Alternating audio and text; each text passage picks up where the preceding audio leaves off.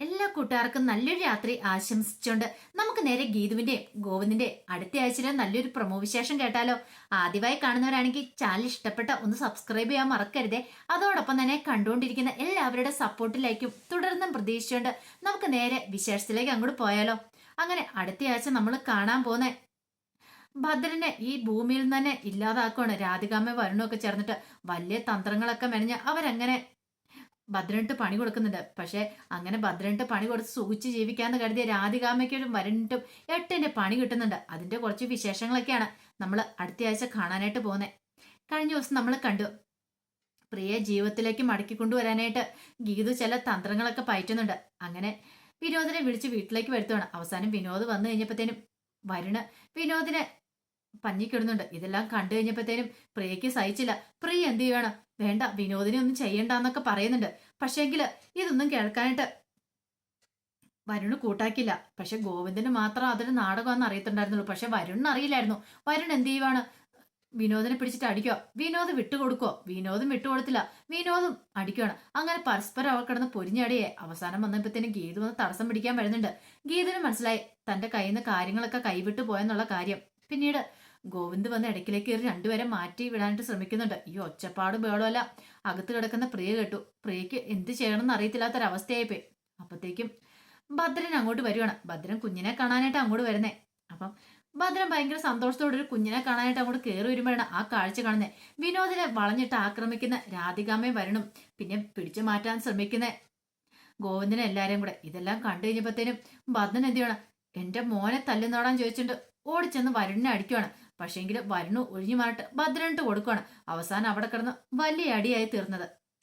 ഈ സമയം ഗോവിന്ദനും ഗീതനും പിന്നെ എന്ത് ചെയ്യണമെന്ന് അറിയത്തില്ല. അങ്ങനെ അവർ നോക്കിക്കഴിഞ്ഞാകുമ്പോഴത്തേനും ഭദ്രൻ പോയി ഒരു ഫ്ലവർ വേസ് എടുത്തോണ്ട് വന്ന വരുണിന്റെ തലക്കിട്ട് ഒറ്റ അടി അടിക്കണം. വരുൺ പെട്ടെന്ന് വിനോദിന് മേലോടെ പിടിവിട്ടു. അയ്യോ എന്നൊരു നിലവിളിച്ചപ്പോഴത്തേനും അകത്തുനിന്ന് ഏട്ടാന്നൊരു ശബ്ദം കേട്ടു. ഗോവിന്ദൻ ഗീതമൊക്കെ നോക്കുമ്പോഴത്തേനും പെട്ടെന്ന് തന്നെ പ്രിയ ഏട്ടാന്ന് പറഞ്ഞിട്ട് കട്ടിലേന്ന് ഇങ്ങോട്ട് എഴുന്നേറ്റ് വരുവാണ്. എന്ത് ചെയ്യണമെന്ന് അറിയത്തില്ലാത്ത ഒരവസ്ഥ. പെട്ടെന്ന് തന്നെ ഗീതവും ഗോവിന്ദൊക്കെ അങ്ങോട്ട് ഓടിച്ചെല്ലുവാണ്. ഓടിച്ചെന്ന് കഴിഞ്ഞപ്പോഴത്തേനും പ്രിയമോൾ ഇങ്ങനെ എഴുന്നേറ്റ് ഇങ്ങോട്ട് വരുവാണ് ഏട്ടാന്ന് വിളിച്ചോണ്ട്. പെട്ടെന്ന് ഗോവിന്ദ എന്ന് പ്രിയനെ ഇങ്ങനെ കെട്ടിപ്പിടിക്കുവാണ് മോളേന്ന് പറഞ്ഞോണ്ട്. എല്ലാവരും ഒരു നിമിഷം ഞെട്ടിപ്പോയി. അത്ര സമയം അടിയൊക്കെ ഉണ്ടാക്കിക്കൊണ്ടിരുന്ന വിനോദം വരുണും പോലും ഒരു നിമിഷം എന്താ സംഭവിച്ചെന്ന് പോലും അവർക്ക് മനസ്സിലായില്ല. പെട്ടെന്ന് വിനോദ് അങ്ങോട്ട് ഓടി വരുന്നുണ്ട്. വിനോദ് ഓടി വന്നിട്ട് പ്രിയനെ കെട്ടിപ്പിടിക്കുകയാണ് അങ്ങോട്ട്. എന്തെന്നില്ലാത്ത സന്തോഷം തോന്നി. ഏറ്റവും കൂടുതൽ സന്തോഷം തോന്നിയ ആള് ഗീതുവായിരുന്നു. ഗീതുവിനാണെങ്കിലോ താൻ മനസ്സിൽ ഉദ്ദേശിച്ച പോലെ കാര്യങ്ങളൊക്കെ നടന്നു. പെട്ടെന്നൊരു റിഫ്ലക്സ് ആക്ഷൻ ഉണ്ടാവുകയാണെങ്കിൽ പ്രിയയില് മാറ്റം ഉണ്ടാവുന്ന ഡോക്ടർ പറഞ്ഞിട്ടുണ്ടായിരുന്നു. അപ്പൊ അതുപോലെ തന്നെ സംഭവിച്ചു. ആ ഒരു സന്തോഷത്തിലായിരുന്നു. പിന്നീട് ഗീതു എല്ലാവരും പറഞ്ഞു, അതെ ഞാൻ ശരിക്കും പറഞ്ഞിട്ടുണ്ടെങ്കിൽ പ്രിയയ്ക്ക് ഒരു ട്രീറ്റ്മെന്റ് ആയിരുന്നു കൊടുത്തത്. വിനോദ് ഇങ്ങോട്ട് വന്നിട്ടുണ്ടെങ്കിൽ പ്രിയയുടെ കണ്ടീഷന് മാറ്റം വരുമെന്ന് എനിക്ക് തോന്നി. അതുകൊണ്ടാ ഞാൻ പക്ഷെ ഒരു ഡ്രാമ കളിക്കാനായിട്ടാണ് ഗോവിന്ദാണ്ട് പറഞ്ഞു. അതിത്ര കാര്യമാണെന്ന് ഞാൻ വിചാരിച്ചില്ലെന്ന് പറയണം. വിനോദ് പറഞ്ഞു, എനിക്കറിയില്ലായിരുന്നു ചേച്ചി. ഞാൻ വിചാരിച്ചോണ്ടിരുന്ന ഗോവിന്ദേട്ടൻ എന്നെ ഇവിടുന്ന് പറഞ്ഞു വിടാൻ ശ്രമിക്കുന്നതാണ്. ഇത് കേട്ടതും ഗോവിന്ദ് പറഞ്ഞു, എന്നോട് ഗീതു കാര്യങ്ങളൊക്കെ പറഞ്ഞിട്ടുണ്ടായിരുന്നു. നീ ഇവിടെ കുഞ്ഞിനെ കാണാൻ വന്ന് ഞാൻ പറഞ്ഞിട്ടാന്ന് പറയാം. ഇത് കേട്ടപ്പോ രാധികാമ്മയുടെയും വരുണിന്റെ മുഖം അങ്ങോട്ട് മാറി. ഇവിടുന്ന് രാധികാമ്മ വെച്ചു, നീ എന്തൊക്കെയാ കാണാൻ പറയണേന്ന് ചോദിക്കണം. അതെ ഗീതു എന്നോട് പറഞ്ഞിട്ടുണ്ടായിരുന്നു പ്രിയനെ ജീവിതത്തിലേക്ക് കൂട്ടിക്കൊണ്ട് വരണമെങ്കിൽ അവൾക്കൊരു സഡൻ ഷോക്ക് ഉണ്ടാവണമെന്ന്. അപ്പൊ അതിന് വേണ്ടിയിട്ട് ഇതേ അവള് ഞാനും കൂടെ ചേർന്നിരിക്കുന്ന നാടകമാണ് എന്ന് പറയണം. ഇത് കേട്ടും ഭദ്രം പറഞ്ഞു, ഓഹോ നാടകമായിരുന്നോ, ഇതൊക്കെ നേരത്തെ പറയണ്ടായിരുന്നോ, ഇതെനിക്ക് അറിയില്ലായിരുന്നല്ലോ എന്ന് പറയണം. പെട്ടെന്ന് വരുണിന്റെ അടുത്ത് നിന്നിട്ട് ഭദ്രം പറഞ്ഞു, അയ്യോ എനിക്കറിയില്ലായിരുന്നു കേട്ടോ എന്ന് പറയണം. വരുണാണെങ്കിൽ ഭ്രാന്ത് പിടിച്ച അവസ്ഥയിൽ പോയി. തലയൊക്കെ അങ്ങോട്ട് ഫ്ലവർ വേസ് കൊണ്ടു കഴിഞ്ഞിട്ട് തലയെല്ലാം വീങ്ങി തെറ്റിപ്പോയി. എന്തേലും പറയാൻ പറ്റുമോ? രാധികാമ്മ പറഞ്ഞു, എന്താണെങ്കിലും പ്രിയമോള് ജീവിതത്തിലേക്ക് മടങ്ങി വന്നല്ലോ എന്ന് പറയണം. പ്രിയ പതുക്കെ സംസാരിച്ചും തുടങ്ങിയിട്ടുണ്ടായിരുന്നു. അങ്ങനെ പ്രിയ ജീവിതത്തിലേക്ക് മടങ്ങി വന്നതിന്റെ സന്തോഷത്തിലായിരുന്നു അവരെല്ലാം. ഈ സമയം രേഖയും കാഞ്ചനയൊക്കെ പുറത്തു പോയേക്കുമായിരുന്നു. അങ്ങനെ അവര് പുറത്തു പോയിട്ട് ഷോപ്പിങ്ങിന് പോയിട്ട് വന്നു കഴിയുമ്പോഴാണ് ഈ കാര്യങ്ങളൊക്കെ അറിയുന്നത്. അവർക്കും ഭയങ്കര സന്തോഷമായി. പിന്നീട് ഗീതുവിനോട് പറഞ്ഞു, ദേ ഗീതു നീ കാരണം കേട്ടോ പ്രിയ ഇത്ര പെട്ടെന്ന് ജീവിതത്തിലേക്ക് മടങ്ങി വന്നേ. പിന്നീട് ഗോവിന്ദന്റെ അരി വന്നിട്ട് രേഖ പറഞ്ഞു, ശരിക്കും പറഞ്ഞ ഗോവിന്ദന്റെ ഭാഗ്യമാണ് ദേ ഗീതുവിനെ പോലെയുള്ള ഒരാളെ കിട്ടിയത്. എന്തിനു വേദന ഫുൾ സപ്പോർട്ടായിട്ട് കൂടെ നിൽക്കുന്ന, എത്ര നന്ദി പറഞ്ഞാലും മതിയാകത്തില്ല. പിന്നീട് പ്രിയയുടെ അടുത്ത് നിന്നിട്ട് പറഞ്ഞു, ഗീതുവിനെ പോലെ ഒരു ചേച്ചിനെ കിട്ടിയത് നിന്റെ ഭാഗ്യം. ഒരു പക്ഷേങ്കിൽ ഗീതു ഇല്ലായിരുന്നെങ്കിൽ നീ ഇപ്പൊ ജീവിതത്തിലേക്ക് മടങ്ങി വരുന്നായിരുന്നു പറയാം. ഇത് കേട്ട് കഴിഞ്ഞപ്പോഴത്തേനും പ്രിയ പറഞ്ഞു, അതെനിക്ക് അറിയാൻ രേഖേച്ചി. ഗീതു ചേച്ചി കാരണം ഞാൻ ജീവിതത്തിലേക്ക് മടങ്ങി വന്നേ. സ്വന്തം പെറ്റമ്മ പോലും എന്നെ തിരിഞ്ഞു നോക്കാത്ത സമയത്ത് ഗീതു ചേച്ചി എന്റെ കൂടെ നിന്നേന്ന് പറയാം. ഇത് കേട്ടൻ രാധികയുടെ മുഖം അങ്ങോട്ട് മാറി. രാധിക പെട്ടെന്ന് ചോദിച്ചു, എന്തൊക്കെയാ പ്രിയമോളെ നീ പറയണേന്ന് ചോദിക്കും. വേണ്ട അമ്മ, ഇനിയും കൂടുതലൊന്നും പറയണ്ട, എനിക്കെല്ലാം അറിയാന്ന് പറയണം. എനിക്കൊരു വീഴ്ച പറ്റി കിടന്നു കഴിഞ്ഞപ്പോഴാണ് ഞാൻ സത്യങ്ങളൊക്കെ മനസ്സിലാക്കുന്നതെന്ന് പറയണം. ആ സമയം അവിടെ രഞ്ജു നിൽക്കുന്നുണ്ടോ. രഞ്ജുവിനെ അടുത്തേക്ക് വിളിച്ചിട്ട് പറഞ്ഞു, എനിക്ക് മനസ്സിലായി രഞ്ജുവിന് എന്നോട് എത്രമാത്രം സ്നേഹമുണ്ടെന്ന്. പക്ഷെ അത് തിരിച്ചറിയാൻ വൈകിപ്പോയി ഞാൻ. ഒരു പക്ഷേങ്കില് രഞ്ജുവിനുള്ള സ്നേഹം ഞാൻ കഴിഞ്ഞ ദിവസം മനസ്സിലാവുന്നേ. എന്നോട് ക്ഷമിക്കണം കേട്ടോ. കാരണം ഞാൻ എഴുന്നേറ്റ് നടന്ന സമയത്ത് ഒത്തിരി ഞാൻ നോവിച്ചിട്ടുണ്ട്. ഞാൻ ഗോവിന്ദന് വേണ്ടി, ഗോവിന്ദൻ എന്റെ സ്വന്തം മാത്രമാണെന്ന് ഞാൻ കരുതി. എന്റെ ഏട്ടനാണ്, വേറെ ആർക്കും ഞാൻ കൊടുക്കില്ല എന്നൊക്കെ കരുതി. പക്ഷെ ഞാൻ വീണ് കിടന്നപ്പോഴാണ് ഞാൻ എത്ര വലിയ ക്രൂരതയാണ് നിങ്ങളോടൊക്കെ ചെയ്തതെന്ന് എനിക്ക് മനസ്സിലാകുന്നത്. എന്നോട് ക്ഷമിക്കണമെന്ന് പറഞ്ഞു കഴിഞ്ഞപ്പോഴത്തേനും പെട്ടെന്ന് രഞ്ജു എന്ന അരിയിലിരുന്നിട്ട് പ്രിയനെ കെട്ടിപ്പിടിച്ചിരുന്നു. അങ്ങനെയൊന്നും പറയല്ലേ, അതിന്റെ ആവശ്യമൊന്നും ഇല്ല എന്ന് പറയാണ്. ഞാനും തെറ്റുകാരിയല്ലേ, എനിക്കും ചില വാശികളൊക്കെ ഉണ്ടായിരുന്നു. പക്ഷെ എനിക്ക് എന്റെ തെറ്റൊക്കെ ബോധ്യപ്പെട്ടെന്ന് പറയണ. അങ്ങനെ വീണ്ടും കുടുംബത്തിൽ ഒരു സന്തോഷം തിരുതല്ലാണ്. ഈ സമയം ഭദ്രൻ രാധികാമ്മനെ പതുക്കെ അങ്ങ് വിളിച്ചു. രാധികാമ്മ ഒന്നും വന്നേന്ന് പറയണേ. അങ്ങനെ വിളിച്ചോണ്ട് അങ്ങ് മാറ്റിയെടുത്തിക്കൊണ്ട് പോവാണ്. ഈ സമയത്ത് വിനോദ് അത് ശ്രദ്ധിച്ചു. രാധികാമ്മനെ വിളിച്ച് മാറ്റിയെടുത്തിക്കൊണ്ട് പോണേ. ഒരു പക്ഷെ ഇവര് തമ്മിലുള്ള മുമ്പത്തെ ഇടപാട് അതിനു വേണ്ടിയിട്ടാണോ എന്നൊരു സംശയം വിനോദിന് മനസ്സിലുണ്ടാകുന്നുണ്ട്. പിന്നീട് ഭദ്രൻ വിളിച്ചിട്ട് പറഞ്ഞു, അതെ രാധികാമ്മേ, പ്രിയമോള് ജീവിതത്തിലേക്ക് മടങ്ങി വെക്ക് വന്നു. പക്ഷെ ഒരു കാര്യമുണ്ട്, നമ്മൾ തമ്മിലുള്ള ഡീലിങ്സ് അറിയാലോ. പണം എനിക്ക് തന്നില്ലെങ്കിൽ ഞാൻ ഗോവിന്ദനോട് സത്യങ്ങളൊക്കെ തുറന്നു പറയുന്നു പറയാം. ഭദ്ര, ഇന്ന് ഒറ്റ ദിവസം കൂടെ, ഒരു ദിവസം കൂടെ താ, നാളെ ഉറപ്പായിട്ട് നിനക്ക് പണം കിട്ടിയിരിക്കും പറയാം. പറഞ്ഞാൽ വാക്ക് മാറ്റില്ല, അറിയാലോ. വാക്കൊന്നും മാറ്റില്ല. ദേ ഈ രാധിക വാക്ക് പറഞ്ഞ വാക്കാന്ന് പറയണം. എന്നാ ശരി എന്നും പറഞ്ഞുകൊണ്ടാണ് ഭദ്രൻ പോകുന്നത്. ഈ സമയം വിനോദ് വിലാസിനെ വിളിക്കുകയാണ്. വിലാസിനെ വിളിച്ചിട്ട് ഈ സന്തോഷ വർത്താനം പറയാണ്. പ്രിയ എഴുന്നേറ്റു. പിന്നീട് പ്രിയ വിലാസിനോട് സംസാരിക്കുന്നുണ്ട്. വിലാസിനിക്ക് എന്തെന്നില്ലാത്ത സന്തോഷമായിരുന്നു. കുറെ നേർച്ചകളും വഴിപാടുകളൊക്കെ നേർന്നിട്ടുണ്ടായിരുന്നു. വിനോദിനോട് പറഞ്ഞു, ദേ പ്രിയമോളെയും കൂട്ടിയിട്ട് എത്രയും പെട്ടെന്ന് തന്നെ ഇങ്ങോട്ട് നീ വരണോട്ടോ, എനിക്ക് കാണാൻ കൊതിയായെന്ന് പറയാണ്. പെട്ടെന്ന് ഗോവിന്ദ് വന്നിട്ട് പറഞ്ഞു, ഇനിയിപ്പോ എന്തിനാ അങ്ങോട്ട് ഓടി വരുന്നേ? അതെ ഒരു കാര്യം ചെയ്യ വിനോദ, നീ അമ്മേനും കൂട്ടിക്കൊണ്ട് ഇങ്ങോട്ട് വരാൻ പറയാണ്. അമ്മയ്ക്ക് കുഞ്ഞിനെ കാണാനൊക്കെ ഭയങ്കര ആഗ്രഹം കാണുമല്ലോ എന്ന് പറയാം. ഗോവിന്ദന് മനസ്സിലുള്ള എല്ലാ ദേഷ്യവും അങ്ങനെ മാഞ്ഞു പോയിട്ടുണ്ടായിരുന്നു പ്രിയ ജീവിതത്തിലേക്ക് മടങ്ങി വന്നു കഴിഞ്ഞപ്പോ. പിന്നീട് പ്രിയ പറഞ്ഞു, അതെ വിനോദ് ഒരു തെറ്റും ചെയ്തിട്ടില്ല. വിനോദ് അറിഞ്ഞുകൊണ്ട് ചെയ്ത കാര്യമല്ലാതെ. വിനോദ് ഒരു തെറ്റും ചെയ്തില്ല, അതങ്ങനെ സംഭവിച്ചു പോയതാണ്. പക്ഷെ അതിന്റെ പേരിൽ വിനോദിനെ കുറ്റപ്പെടുത്തി കഴിഞ്ഞപ്പോ എനിക്ക് സങ്കടമായി. വിനോദ് പാവാണ്, ഇനി ആരും അവനെ കുറ്റപ്പെടുത്തലെന്നൊക്കെ പറയണം. ഇതൊക്കെ കേട്ട് കഴിഞ്ഞപ്പോ ഗീത പറഞ്ഞു, എനിക്ക് മനസ്സിലായിട്ടുണ്ടായിരുന്നു വിനോദ് ഒരു തെറ്റും ചെയ്തിട്ടില്ലെന്ന്. എല്ലാരും പറയും എന്റെ ആങ്ങളയല്ലേ, അതുകൊണ്ടല്ലേ സപ്പോർട്ട് ചെയ്ത് നിന്നേന്ന്. എന്തൊക്കെയാന്ന് പറഞ്ഞാലും എന്റെ ചോര തന്നെയാണ് ഇവന്. എല്ലാവരും തള്ളി പറഞ്ഞാലും എനിക്ക് ഇവനെ തള്ളിക്കളയാൻ പറ്റില്ലോ. അതുകൊണ്ടാണ് ഞാൻ ചേർത്ത് പിടിച്ചത്. അതോടൊപ്പം തന്നെ എന്തായാലും വിനോദിന്റെ നിരപരാധിത്വം പ്രിയമോള് തന്നെ തുറന്നു പറഞ്ഞല്ലോ എന്ന് പറയാണ്. പിന്നീട് അങ്ങനെ അവരെല്ലാം സന്തോഷത്തിലിരിക്കുകയാണ്. ഈ സമയം രാധികാമ്മ വരണു. ആകെപ്പാടെ പെട്ട അവസ്ഥയില്ല. രാധികാമ്മയ്ക്ക് എങ്ങനെ പണം ഉണ്ടാക്കണം എന്നറിയത്തില്ല. രാധികാമ്മ പിന്നീട് ഇങ്ങനെ പോയി ആലോചിക്കുക. സ്ഥലം വിൽക്കാനുണ്ട്, അത് വിൽക്കാൻ പറ്റിയിട്ടില്ല. ആകെപ്പാടെ പ്രശ്നത്തിലായിട്ടിരിക്കുക. ഇനിയിപ്പോ ഡ്യൂപ്ലിക്കേറ്റ് ആധാരം ഉണ്ടാക്കി കഴിഞ്ഞപ്പോഴോ അത് അതിനേക്കാളും വലിയ പ്രശ്നമായിരിക്കുക. അത് പണയം വെച്ച് പൈസ എടുക്കാനും പറ്റില്ല. കണ്ണൻ അറിഞ്ഞിട്ടുണ്ടെങ്കിൽ അത് അതിനേക്കാളും വലിയ പ്രശ്നം. ഇനിയിപ്പോ എന്ത് ചെയ്യും? പിന്നീട് വരുണിനെ വിളിക്കുകയാണ്. വരുണിനെ വിളിച്ചിട്ട് ഞാൻ വരണേ, നാളെ തന്നെ പൈസ കൊടുക്കണം, അല്ലെങ്കിൽ മിക്കവാറും കാര്യത്തിനൊരു തീരുമാനമോ നീ എന്തേലും ചെയ്തേ മതിയാവെന്ന് പറയാം. അമ്മ എന്തിനാ ഇപ്പൊ പേടിക്കണേ? ഒരു കാര്യം ചെയ്യാം, എന്ത് ചെയ്യണമെന്ന് ഞാൻ പറയാന്ന് പറയാം. എന്ത്? എവിടുന്നേലും കുറച്ച് പൈസ ഉണ്ടാക്കണം, ആരെയും സംഘടിപ്പിച്ച് നമുക്കങ്ങ് തീർത്ത് കളഞ്ഞേക്കാന്ന് പറയാം. ഇത് കേട്ടും രാധിക പറഞ്ഞു, അതൊക്കെ നടക്കുന്ന കാര്യം വേണ്ട വരണേ. ഇപ്പൊ പെട്ടെന്ന് പൈസ ഉണ്ടാക്കാൻ പറഞ്ഞ ഇത്ര ലക്ഷം രൂപ നമ്മൾ എവിടുന്ന് ഉണ്ടാക്കാനാ? പെട്ടെന്ന് വരുമ്പോൾ അമ്മ ഒരു കാര്യമുണ്ട്. എന്താ? അമ്മ ഒരു കാര്യം ചെയ്യാം, കുറച്ച് പണം ഉണ്ടാക്കാൻ പറയാം. കുറച്ച് പണം അതേമേ, നമുക്ക് കുറച്ചൊരു കാര്യം ചെയ്യാം, കുറച്ച് ഡ്യൂപ്ലിക്കേറ്റ് പണം ഉണ്ടാക്കിയാലോ ചോദിക്കുക. ഡ്യൂപ്ലിക്കേറ്റ് പണം? അതാമേ, അതെ കള്ളനോട്ട് കുറച്ചുണ്ടാക്കാം. അങ്ങനെ ഉണ്ടാക്കിയിട്ട് നമുക്കൊരു പണി കൊടുക്കാന്ന് പറയാണ്. ഭദ്രൻ അത് വാങ്ങാൻ വരുന്ന സമയത്ത് ഭദ്രനിട്ട് നല്ല എട്ടിന്റെ പണി തന്നെ കൊടുക്കുക. ഒരിക്കലും ഇനി അയാൾ എഴുന്നേറ്റ് വല്ല. അയാൾ എഴുന്നേറ്റ് വന്നാലേ പ്രശ്നമുള്ളൂ. അയാളെ നമുക്ക് അങ്ങോട്ട് തീർത്താക്കാന്ന് പറയാണ്. ഇരു ചെവി അറിയില്ലാതെ നമുക്ക് തന്നെ കാര്യം ഫിനിഷ് ചെയ്തേക്കാന്ന് പറയാം. ഇത് കേട്ട് കഴിഞ്ഞപ്പോഴത്തേനും രാധിക പറഞ്ഞു, എടാ മോനെ പ്രശ്നമാകോ? എന്ത് പ്രശ്നം? അമ്മയ്ക്ക് മടിയാണ്, അമ്മ പറ, ഞാൻ ചെയ്തോളാന്ന് പറയണേ. ഇതിനേക്കാളും ഭേദം അത് തന്നെയാ. ഒരു പക്ഷെങ്കിൽ പണം കൊടുത്തില്ലെങ്കിൽ ഗോവിന്ദേട്ടൻ കാര്യങ്ങളൊക്കെ അറിയും. അപ്പൊ നമ്മുടെ കാര്യത്തിൽ ഒരു തീരുമാനം. അതിനേക്കാളും ഭേദം ഭദ്രനെ അങ്ങ് ജീവിതത്തിൽ നിന്ന് ഒഴിവാക്കുന്നില്ല നല്ലതെന്ന് ചോദിക്കാം. രാധികാമ്മ എന്ന് ആലോചിച്ചു. അത് ശരിയാണ്. അങ്ങനെ രാധികാമ്മയെ വരണം ചേർന്ന പ്ലാനുകളൊക്കെ തയ്യാറാക്കി. പിന്നീട് ഭദ്രനെ വിളിക്കുകയാണ്. ഭദ്രനെ വിളിച്ചിട്ട് ഭദ്രനോട്, അതെ നാളെ ഞാൻ പറയുന്നിടത്തേക്ക് വന്നാൽ മതി, ഞാൻ പണമായിട്ട് അങ്ങോട്ട് എത്തിയേക്കാന്ന് പറയാണ്. ഭദ്രൻ ഇതിൽ പരം ഒരു സന്തോഷം വേറൊന്നുമില്ലായിരുന്നു. കൊള്ളാം, സൂപ്പർ ആയിട്ടുണ്ട്. അങ്ങനെ രാധികാമ്മ തന്നെ പേടിച്ച് 10 കോടി രൂപ ഉണ്ടാക്കി വെച്ചിട്ടുണ്ട്. പിന്നെ രാധികാമ്മയോട് അതെ ഒരു കാര്യം ഞാൻ പറഞ്ഞേക്കാം, 10 കോടി രൂപയ്ക്ക് 10 കോടി തന്നെ വേണം. 1 രൂപ പോലും കുറഞ്ഞിട്ടുണ്ടെങ്കിൽ സമ്മതിക്കില്ല എന്ന് പറയണ. അതൊക്കെ ഏറ്റു ഭദ്ര. ഈ രാധിക ഒരു കാര്യം പറഞ്ഞ തന്നെയാ, ഞാൻ പണം ഉണ്ടാക്കി വെച്ചിട്ടുണ്ട്, നീ വന്നാ മതി എന്ന് പറയാണ്. പിന്നീട് വരുൺ ചോദിച്ചു, അല്ലമ്മേ എങ്ങോട്ട് വിളിച്ചു വരുത്താനാണ് ഉദ്ദേശിച്ചിരിക്കുന്നത്? അല്ല നമ്മുടെ ആ കിഴക്കേ പറമ്പില്ലേ എന്റെ പേരിലുള്ള വസ്തു, നമുക്ക് അങ്ങോട്ട് ഭദ്രനെ വിളിച്ചു വരുത്താന്ന് പറയാണ്. അവിടെയാണെ പിന്നെ ആരും വരത്തില്ലോ, എന്റെ പേരിലുള്ള വസ്തു അല്ലേന്ന് ചോദിക്കുകയാണ്. ഇത് കേട്ട് വരും പറഞ്ഞു, അത് ശരിയാ, അങ്ങോട്ട് വിളിച്ചേക്കാന്ന് പറയാണ്. പിന്നീട് പിറ്റേ ദിവസം ഭദ്രൻ ഭയങ്കര സന്തോഷത്തിലാ. ഭദ്രൻ രാവിലെ തന്നെ റെഡിയാകുവാണ്. ഇത് കണ്ടു കഴിഞ്ഞപ്പോഴത്തേനും അങ്ങോട്ടൊന്ന് വിലാസിനെ ചോദിച്ചു, അല്ല നിങ്ങൾ എന്താ രാവിലെ ഒരുങ്ങി? ദേ ഞാൻ ഭയങ്കര കാശുകാരനാൻ പോവാന്ന് പറയണ. കാശുകാരനോ? അതേന്നേ, ഞാൻ ഭയങ്കര കാശുകാരനാ. ഇനിയിപ്പൊ കണ്ടോ, ഞാൻ ജീവിക്കാൻ പോകുന്ന രാജാവിനെ പോലെ ആയിരിക്കും എന്ന് പറയണ. ഞാനൊന്ന് പോയിട്ട് വന്നോട്ടെ എന്ന് പറയും. ഇത് കേട്ടൻ വിലാസിനോട്, നിങ്ങൾക്ക് എന്താ മനുഷ്യ ഭ്രാന്ത് പിടിച്ചോന്ന് ചോദിക്കും. ഭ്രാന്തോ?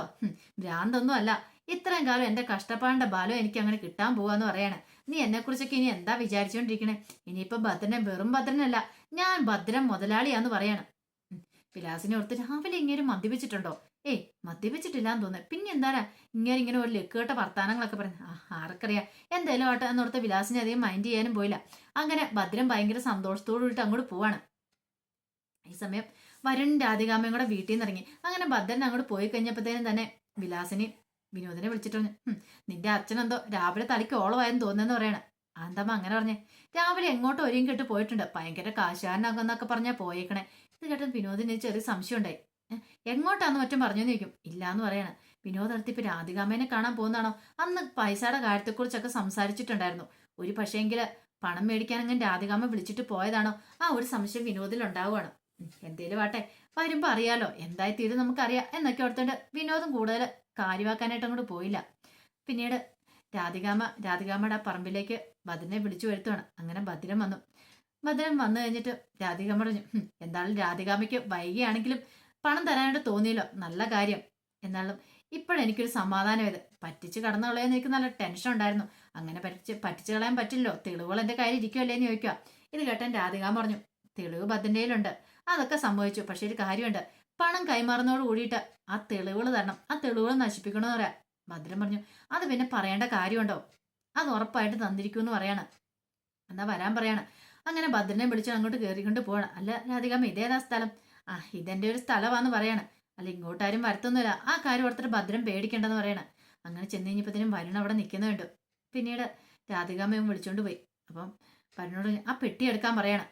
വരുൺ ആ പെട്ടി എടുത്തു. അപ്പോൾ സന്ധ്യയോട് അടുത്തിരുന്ന സമയം, ആ സമയത്ത് ആരും അവിടെ ഇല്ലായിരുന്നു താനും. അങ്ങനെ പെട്ടിയെടുത്ത് ഭദ്രനെ തുറന്നു കാണിക്കണം. ഭദ്രന് എന്തെന്നില്ലാത്ത സന്തോഷം തോന്നി. ഭദ്രൻ ഇപ്പോഴെനിക്കൊരു സമാധാനമായി. രാധികാമ്മ എന്നെ കുറിച്ച് എന്താ വിചാരിച്ചോണ്ടിരുന്നേ? ഭദ്രൻ ഒരു കാര്യം തീരുമാനിച്ചിട്ടുണ്ടെന്ന് നടപ്പാക്കാനായിട്ട് ഏതറ്റം വരെ പോകുന്നു മനസ്സിലായില്ലേ? ഇതാ പറഞ്ഞേ, ഭദ്രന് ബുദ്ധിയുണ്ടെന്ന്. നിങ്ങൾ എന്താ വിചാരിച്ചോണ്ടിരുന്നേ? ഭദ്രൻ വെറും മണ്ടനാണോ? ഇപ്പൊ മനസ്സിലായില്ലേ ഭദ്രനോട് കളിച്ചാൽ എങ്ങനെ ഇരിക്കുമെന്ന് എന്നും പറഞ്ഞുകൊണ്ട് ഭദ്രൻ ആ പെട്ടി അങ്ങോട്ട് വാങ്ങി. രാധികാമ്മ പറഞ്ഞു, ആ ഫോണിൽ ഞാൻ വീഡിയോസും വരാൻ പറയണം. ഭദ്രൻ ആ ഫോൺ അങ്ങോട്ട് കൊടുത്തു. രാധികാമ്മ ഫോണിനകത്തുനിന്ന് വീഡിയോസ് ഒക്കെ എടുത്തു. അതൊക്കെ ഡിലീറ്റ് ചെയ്തു കളഞ്ഞു. ഭദ്ര, ഇനി വേറെ വീഡിയോസും കാര്യങ്ങളൊന്നും ഇല്ല, ഒരു വീഡിയോസും കാര്യങ്ങളും ഇല്ല. രാധികാമ്മ ധൈര്യമായിട്ടിരുന്നു. അപ്പൊ ഇനി അറിയാലോ, നമ്മൾ തമ്മിൽ ഇനി ഇപ്പൊ ഒരു ബന്ധപ്പാടും ഇല്ല, നമ്മൾ തമ്മിലുള്ള പ്രശ്നങ്ങളെല്ലാം തീർന്നു. ഈ 10 കോടി രൂപ എനിക്ക് സ്വന്തം എന്ന് പറയണം. അങ്ങനെ ഭദ്രൻ പെട്ടിയൊക്കെ വാങ്ങിയിട്ട് അങ്ങനെ പോവാനായിട്ട് അങ്ങ് തുടങ്ങുവാണ്. ഈ സമയത്ത് രാധികാമ്മ വിളിച്ച് ഭദ്രൻ അവിടെ നിന്നേന്ന് പറയണം. എന്താ അങ്ങനെ അങ്ങ് പോയാൽ എങ്ങനെ ശരിയാവുന്ന നിൽക്കും? എന്താ രാധികാമ്മേ, നീ മാത്രം ജയിച്ചങ്ങോട്ട് പോയാൽ ശരിയോ എന്ന് പറഞ്ഞിട്ട് രാധികാമ്മ എന്ത് ചെയ്യണം, പുറയിൽ ഒളിപ്പിച്ചു വെച്ചിട്ട് കത്തി ഇങ്ങ് കൊടുക്കണം. കത്തി എടുത്തിട്ട് ഭദ്രന്റെ പറഞ്ഞത് ഒറ്റ കുത്തായിരുന്നു. ഒറ്റ കുത്തിന് രാധികാമ്മയുടെ ആ ഒരു കുത്തിനെ ഭദ്രൻ ഇങ്ങനെ മറിച്ചു പോവാണ്. അയ്യോ എന്നൊരു നിലവിളി മാത്രമേ വന്നുള്ളൂ. പിന്നെ ഞാഞ്ഞ് കുത്തുക. ഭദ്രൻ താഴേക്ക് വീണു. ആ പെട്ടിയോട് കൂടിയിട്ട് ഭദ്രൻ താഴേക്ക് വീഴുവാണ്. ഈ സമയത്ത് വരുൺ ചുറ്റും നോക്കി ആരും കാണുന്നുണ്ടോന്ന്. ഇല്ല, ആരും കാണുന്നില്ല. സമാധാനമായി. ഉദ്ദേശിച്ച പോലെ തന്നെ കാര്യങ്ങൾ നടന്നിട്ടുണ്ട്. പിന്നീട് രാധികാമ്മ പറഞ്ഞു, അതെ ഇനിയിപ്പോ എന്ത് ചെയ്യൂടാ വരണേന്ന് ചോദിക്കണം. അമ്മ പേടിക്കാതിരിക്കുക, അമ്മ എന്തിനാ ടെൻഷൻ അടിക്കുന്നേ? ഇയാളുടെ കാര്യം ഞാൻ ഏറ്റെന്ന് പറയണം. ഇതും പറഞ്ഞുകൊണ്ട് രാധികാമ്മയോട് അമ്മ ഒരു കാര്യം ചെയ്യാം, ആരിലൂടെ വരുന്നുണ്ടോ എന്ന് നോക്കാൻ പറഞ്ഞിട്ട് വരുൺ എന്ത് ചെയ്യാണ്, പെട്ടെന്ന് അങ്ങോട്ട് പോയി. എന്നിട്ട് അങ്ങോട്ട് പോയിട്ട് അവിടെ പഴയൊരു വീടുണ്ടായിരുന്നു, ഇവരുടെ തന്നെ വീടുണ്ടായിരുന്നു. അതിനകത്ത് മൺവെട്ടിയും കാര്യങ്ങളൊക്കെ ഉണ്ടായിരുന്നു. അതെടുത്തോണ്ട് ഇങ്ങോട്ട് ഇറങ്ങി വരുവാണ്. പിന്നീട് രാധികാമ്മയോട് പറഞ്ഞു, അമ്മ ഒരു കാര്യം ചെയ്യാം, ആരെങ്കിലും വരുന്നുണ്ടോ നോക്കിയാൽ മാത്രം മതി എന്നോടാ. അല്ല നീ എന്ത് ചെയ്യാൻ പോവാ? ഒരു കാര്യം ചെയ്യാം, ഇനിയിപ്പം നമുക്ക് ഇയാളെ കൊണ്ട് ഒരിടത്തേക്കും പോകാൻ പറ്റില്ല, നമുക്ക് ഇവിടെ തന്നെ കുഴി വിട്ട് മൂടാം. അതാകും പിന്നെ ആരും അധികം ശ്രദ്ധിക്കത്തൊന്നും ഇല്ലാന്ന് പറയണേ. ഇങ്ങോട്ടാരും കയറാനൊന്നും പോകുന്നില്ലോ എന്ന് പറയണേ. രാധികാമ്മ വെച്ചു, പ്രശ്നം ആവോടാന്ന് ചോദിക്കണം. ഒരു പ്രശ്നം ആരും പോകുന്നില്ല, അമ്മയൊന്ന് നോക്കിയാൽ മാത്രം മതി എന്ന് പറയടാ. അങ്ങനെ വരുൺ പോയി കുഴിയെടുക്കണം. അപ്പൊ ചെറിയ ചാറ്റൽ മഴയും കാര്യങ്ങളൊക്കെ ഉണ്ടായിരുന്നു. അങ്ങനെ വരുൺ തന്നെ ഒരു വലിയൊരു കുഴിയെടുത്തു. കുഴി എടുത്തിട്ട് രാധികാമ്മയുടെ സഹായത്തോട് കൂടിയിട്ട് ഭദ്രനെ കൊണ്ട് ആ കുഴിക്കകത്തേക്ക് ഇടുവാണ്. കുഴിക്കകത്തേക്ക് ഇട്ട് അങ്ങനെ മൂടുവാണ്. പിന്നീട് ഒന്നും അറിയത്തില്ലാത്ത മട്ടി രാധികാമ്മയും വരണും കൂടെ അവിടുന്ന് പോരുവാണ്. അങ്ങനെ രാത്രിയായി. രാത്രിയായി കഴിഞ്ഞിട്ട് ഭദ്രൻ വീട്ടിൽ വന്നില്ല. ആ സമയം വിലാസിനെയായിട്ട് വിനോദിനോട് പറഞ്ഞു, അല്ലട മോനെ ഇതിലായിട്ടും നിന്റെ അച്ഛനെ കണ്ടല്ലോ എന്ന് പറയണം. അച്ഛന്റെ സ്വഭാവമല്ലേ, ഏതിലൂടെയും പോയിട്ടുണ്ടായിരിക്കും എന്ന് പറയണേ. പിന്നെ ഒരു ഫോണിലേക്ക് വിളിച്ചു നോക്കിയപ്പം ഫോൺ വിളിച്ചിട്ട് കിട്ടുന്നില്ല, സ്വിച്ച് ഓഫ് എന്നാ മറുപടി പറയണേ. ഇതെന്താ പോലും വിളിച്ചിട്ട് കിട്ടുന്നില്ലാത്ത, എവിടെയാലും ഇനി കുടിച്ച് ലക്ക് കിട്ട് കിടപ്പുണ്ടോ എന്നൊരു ചിന്തയുണ്ടാ. വിലാസിനി പറഞ്ഞു, മിക്കവാറും നിന്റെ അച്ഛനല്ലേ എവിടെയാലും കുടിച്ച് വെളിവായിട്ട് കിടപ്പുണ്ടായിരിക്കും എന്ന് പറയണം. പിന്നീട് വിനോദ് എന്ത് ചെയ്യുക, ഗീതുവിനെ വിളിക്കുകയാണ്. ഗീതുവിനെ വിളിച്ചിട്ട് ചോദിച്ചു, ചേച്ചി അച്ഛൻ എങ്ങാനും അങ്ങോട്ട് വന്നെന്ന് ചോദിക്കുക. ഇല്ല ഇങ്ങോട്ട് വന്നില്ല, ചേച്ചിനെ വിളിക്കുവാൻ പറ്റോ ചെയ്തെന്ന് ചോദിക്കും. ഇല്ല വിളിച്ചുമില്ലെന്ന് പറയണം. അപ്പൊ വിനോദിന് ഭയങ്കര സംശയമായി, എങ്ങോട്ട് പോയെന്ന് ഓർക്കുവാണ്. അങ്ങനെ അന്നൊരു രാത്രി കഴിഞ്ഞു. പിറ്റേ ദിവസം നേരം വെളുത്ത് കഴിഞ്ഞപ്പോഴത്തേനും വിനോദിനും വിലാസിനേക്കും ആദ്യമായി. പിന്നീട് വിനോദ് വിളിച്ചിട്ട് ഗീതുവിനോട് പറഞ്ഞു, അച്ഛനെ കാണാല്ലേ ചേച്ചി, വിളിച്ചിട്ട് കിട്ടുന്നില്ലെന്ന് പറയണം. ആകെപ്പാടെ വെപ്രാളമായി. എങ്ങോട്ട് പോയി എന്തായെന്നൊന്നും ഒരു വിവരം അറിയത്തില്ല. ഭദ്രനെ കുറിച്ച് ഭദ്രനാണെങ്കിൽ ഒന്നും പറഞ്ഞിട്ടുമില്ല ആരോടും എങ്ങോട്ട് പോകുന്നതിനെ കുറിച്ച്. ഈ സമയം ഒന്നും അറിയത്തില്ലാത്ത മട്ടി രാധികാമ്മ വരണം അർക്കൽ വീട്ടിൽ എത്തിയിട്ടുണ്ടായിരുന്നു. പിന്നീട് ഭദ്രനെ കാണാനില്ലെന്ന വിവരം അവര് പറഞ്ഞു. പക്ഷെങ്കിൽ അവര് വളരെ വിദഗ്ധമായിട്ട് ഞങ്ങൾ ആദ്യമായിട്ട് അറിയുന്ന രീതിയിൽ അവരും നടക്കുവാണ്. ഗീതയൊന്നും സംശയങ്ങളൊന്നും തോന്നിയില്ല. പക്ഷെങ്കിൽ വിനോദിന് ചില സംശയങ്ങളൊക്കെ ഉണ്ടായിരുന്നു. കാരണം അച്ഛൻ അവസാനം പറഞ്ഞിട്ട് പോയ വാക്കുകളൊക്കെ വിനോദിന്റെ മനസ്സിലേക്ക് വരുന്നുണ്ടായിരുന്നു. അവസാനം വിനോദ് കാര്യം തീരുമാനിച്ചു. ഒരു പക്ഷെ ഇതിന്റെ പിന്നില് ഇനിയിപ്പം രാധികാമ്മയെ വരണോ ആരെങ്കിലും ഉണ്ടോ എന്നൊരു സംശയം വിനോദിന്റെ മനസ്സിലേക്ക് ഉണ്ടാവുകയാണ്. ഇതിപ്പോ ആരോടെങ്കിലും പറയാനും പറ്റത്തില്ലാത്തൊരു സിറ്റുവേഷനാ. അവസാനം വിനോദ് രണ്ടും കൽപ്പിച്ച് ഗീതുവിനെയും ഗോവിന്ദനെയും കാണാനായിട്ട് ചെല്ലുവാണ്. അപ്പൊ ഗീതു പറഞ്ഞു, അതെ ഒരു കാര്യം ചെയ്യാം, ഇനിയിപ്പോ വെച്ചോണ്ടിട്ട് കാര്യമില്ല, നമുക്ക് പോലീസിൽ ഒരു കംപ്ലൈന്റ് കൊടുക്കാന്ന് പറയാണ്. അങ്ങനെ അവർ കൊണ്ട് പോലീസ് കംപ്ലൈന്റ് കൊടുത്തു. ഭദ്രനെ കാണാനില്ലെന്ന് പറഞ്ഞുകൊണ്ട് പോലീസ് കംപ്ലൈന്റ് കൊടുക്കുകയാണ്. അങ്ങനെ പോലീസുകാരെ അന്വേഷിക്കാന്നൊക്കെ പറഞ്ഞു വിട്ടു. അവസാനം ഗോവിന്ദന്റെ ഫോണിലേക്ക് SI വിളിച്ചിട്ട് പറഞ്ഞു, അതെ ഭദ്രന്റെ ഫോൺ നമ്പർ അവസാനം കണ്ട ലൊക്കേഷൻ അതങ്ങനെ പറഞ്ഞു കൊടുക്കുവാണ്. അത് കിട്ടിക്കഴിഞ്ഞപ്പോഴത്തേനും പെട്ടെന്ന് ഗോവിന്ദ് ഓർത്തു, ഇത് രാധികാമ്മയുടെ വസ്തുവാണല്ലോ, രാധികാമ്മയുടെ പേരിലുള്ള വസ്തുവാണല്ലോ, അവിടെ എങ്ങനെയാ ഇനി ഭദ്രന്റെ ലൊക്കേഷൻ വരുന്നതെന്നൊരു ചിന്ത മനസ്സിലുണ്ടാകുന്നുണ്ട്. പിന്നീട് വിനോദിനെ വിളിക്കുകയാണ്. വിനോദിനെ വിളിച്ച് ഇതിനെക്കുറിച്ചൊക്കെ സംസാരിക്കുക. ഈ സമയം വിനോദ് പറഞ്ഞു, എനിക്ക് നല്ല സംശയമുണ്ട് ഗോവിന്ദേട്ടാന്ന് പറയും. അല്ല എന്താ നിനക്ക് സംശയം എന്താ? രാധികാമ്മയായിട്ട് എന്തോ കണക്ഷൻ ഉണ്ടെന്ന് തോന്നുന്നു അച്ഛന്. രാധികാമ്മ 2-3 വട്ടം വീട്ടിൽ കാണാൻ വന്നിട്ടുണ്ടായിരുന്നു. അവർ തമ്മിൽ എന്തോ സംസാരിക്കുന്ന കേട്ടു. രാധികാമ്മ അച്ഛന് പണം കൊടുക്കുന്ന കാര്യത്തെക്കുറിച്ചൊക്കെ സംസാരിക്കുന്ന ഞാൻ കേട്ടായിരുന്നു പറയണം. ഇത് കേട്ടും ഗോവിന്ദനൊരു ഞെട്ടലുണ്ടായി. സത്യമാണോ പറയണെന്ന് ചോദിക്കും. അതെ, കുറച്ചു ദിവസം മുമ്പ് ആ കാര്യം നടന്നേ. പിന്നെ അച്ഛനെ കാണാതാകുന്നതിന്റെ അന്ന് അച്ഛൻ ഭയങ്കര സന്തോഷത്തോടു കൂടിയാ പോയത്. എനിക്കൊന്നും ഇനിയിപ്പോ രാധികാമ്മ പണം കൊടുക്കാന്നവനും വിളിച്ചു വരുത്തി വല്ല അപായപ്പെടുത്തുകയും ചെയ്തിട്ടുണ്ട് സംശയം ഉണ്ടെന്ന് പറയണം.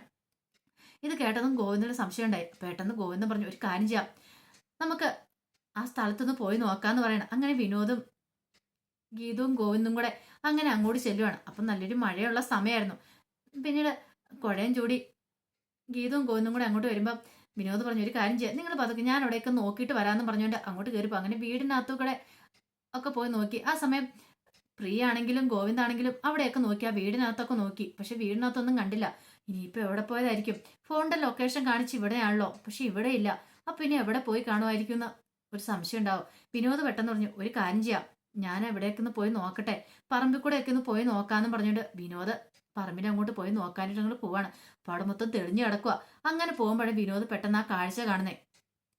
കാരണം അച്ഛന്റെ സെൽഫോൺ ആ സൈഡിൽ കിടക്കുന്ന കണ്ടു. പെട്ടെന്ന് ആ ധൃതിക്കിടയിൽ സെൽഫോൺ താഴെ പോയ കാര്യം ഈ പറയുന്ന അവരാരും അറിഞ്ഞിരുന്നില്ല. കാരണം ഭദ്രനെ എടുത്തു പോക്കണ സമയത്ത് സെൽഫോൺ ഭദ്രന്റെ പോക്കറ്റിന് താഴേക്ക് പോയിട്ടുണ്ടായിരുന്നു. അത് ആ സൈഡിൽ കിടപ്പുണ്ടായിരുന്നു. പക്ഷേങ്കിൽ അത് രാധികാമ്മയോ വരണോ ആരും അത് അറിഞ്ഞിട്ടുണ്ടായിരുന്നില്ല. അവർ ആ കേസ് വിട്ടുപോയി. ഫോൺ സ്വിച്ച് ഓഫ് ആയി പോയിട്ടുണ്ടായിരുന്നില്ല. ആ ഫോണ് അവിടെ കിടപ്പുണ്ടായിരുന്നു. അങ്ങനെ ഈ ഫോൺ കണ്ടു. പെട്ടെന്ന് തന്നെ അവിടെ എല്ലാം നോക്കുവാണ്. അവിടെ നോക്കിക്കഴിയുമ്പോഴാണ് ആ കാഴ്ച കാണുന്നത്. ഈയിടെ കുഴിയെടുത്ത പോലെ ഒരു കുഴിയുടെ ഇത് കണ്ടു. ഇത് കണ്ടു കഴിഞ്ഞപ്പോഴത്തേനും വിനോദിന് പെട്ടെന്ന് ടെൻഷനായി. വിനോദ് ഓടി വന്നിട്ട് ഗീതുവിനെയും ഗോവിന്ദനെയും കൂടെ വിളിക്കുകയാണ്. അങ്ങനെ വിളിച്ചോണ്ട് അതേ അവിടെയെന്നും പറഞ്ഞ് വിളിക്കുകയാണ്. അങ്ങനെ അവരവിടെ ചെല്ലുമ്പോഴത്തേനും ഒരാള് കിടക്കാൻ പാത്രം വലിയൊരു കുഴി എടുത്തേക്കുന്നൊരു അടയാളങ്ങളെ കണ്ടു. അവർക്ക് വലിയ സംശയം തോന്നി. പെട്ടെന്ന് തന്നെ അങ്ങനെ പോലീസിനെയൊക്കെ വിളിക്കുകയാണ്. അങ്ങനെ പോലീസുകാർ വന്നപ്പോഴത്തേനും അവർ സ്ഥലമൊക്കെ കാണിച്ചു കൊടുക്കുക. അങ്ങനെ പോലീസുകാർ വന്നു. പോലീസുകാർ വന്നിട്ട് അതിങ്ങനെ മാന്തു. അപ്പത്തേനും 2-3 ദിവസത്തെ പഴക്കമുള്ളതുകൊണ്ട് മണം കാണാൻ അടുക്കത്തില്ലായിരുന്നു. അങ്ങനെ ഭദ്രനെ അവസാനം അവിടുന്ന് കിട്ടുവാണ്. ഭദ്രനെ കൊന്നു കുഴിച്ചു മൂടിയതാന്നുള്ള സത്യം എല്ലാവരും അങ്ങനെ അറിയുവാണ്. അവസാനം രാധികാമ്മയും വരണും കൂടെ പെടാൻ പോവാണ്. അതിന്റെ വിശേഷങ്ങളാ. അങ്ങനെ രാധികാമ്മയുടെ വണ്ണൻ ചതി പുറത്തു വരുന്നുണ്ട്. അപ്പൊ അതിന്റെ വിശേഷമൊക്കെ നമുക്ക് എല്ലാവർക്കും കാത്തിരിക്കാം കേട്ടോ. ഇനിയിപ്പം അധികം ആയുസൊന്നും ഉണ്ടാവില്ല രാധികാമ്മയ്ക്ക് വരണം. അവരുടെ ചതിയൊക്കെ പുറത്തറിയാനും വേണ്ടി പോവാണ്. അത് മാത്രല്ല ഇനിയിപ്പോ അനാർക്കലിയും വെറുതെ ഇരിക്കാൻ പോകുന്നില്ല. അനാർക്കലി ഇനിയിപ്പോ കളത്തിലിറങ്ങി കളിക്കാനായിട്ട് പോവാണ്. രാധികാമ്മയും വരണമാണ് ഇതിന്റെ പിന്നിൽ നിന്ന് അറിഞ്ഞു കഴിയുമ്പോഴത്തേന് ഇനി അവരും വെറുതെ ഇരിക്കത്തില്ല. അപ്പൊ അതിന്റെ വിശേഷങ്ങൾക്കായി നമുക്ക് എല്ലാവർക്കും കാത്തിരിക്കാം കേട്ടോ. ആദ്യമായി കാണുന്നവരാണെങ്കിൽ ചാനൽ ഇഷ്ടപ്പെട്ട ഒന്ന് സബ്സ്ക്രൈബ് ചെയ്യാൻ മറക്കരുത്. അതോടൊപ്പം തന്നെ വീഡിയോ ഇഷ്ടപ്പെട്ടാൽ ലൈക്ക് ചെയ്യാനും മറക്കരുത്. നിങ്ങളുടെ ഓരോ ലൈക്ക് എന്ന് പറഞ്ഞാൽ ഒത്തിരി പ്രധാനപ്പെട്ട, കാരണം നമുക്ക് മുന്നോട്ടുള്ള ഓരോ യാത്രയിലും ഓരോ ലൈക്ക് എന്ന് പറഞ്ഞിട്ടുണ്ടെങ്കിൽ നമ്മുടെ ഓരോ പ്രചോദനമാണ് നിങ്ങൾ തന്നുകൊണ്ടിരിക്കുന്നത്. ഇത്രയും കാലം സപ്പോർട്ട് ചെയ്തതിനൊക്കെ ഒത്തിരി നന്ദിയുണ്ട് കേട്ടോ. അപ്പോൾ ഒരിക്കൽ കൂടി എല്ലാവർക്കും നല്ലൊരു രാത്രി ആശംസിച്ചുകൊണ്ട് നിർത്തുന്നു. നന്ദി.